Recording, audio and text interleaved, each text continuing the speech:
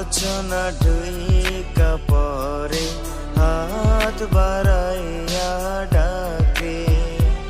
আমার ভাঙা ঘরে ভাঙা চালা ভাঙা বেড়ার ফাঁকে, অবাক জোছনা ঢুইকা পরে হাত বাড়াইয়া ডাকে। হাত ইশারায় ডাকে কিন্তু মুখে বলে